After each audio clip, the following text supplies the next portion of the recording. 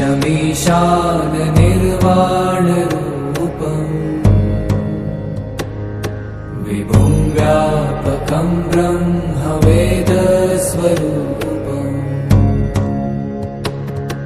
निजं निर्गुणं निर्विकल्पं निरीहम् चिदाकाशमाकाशवासं भजेऽहम्.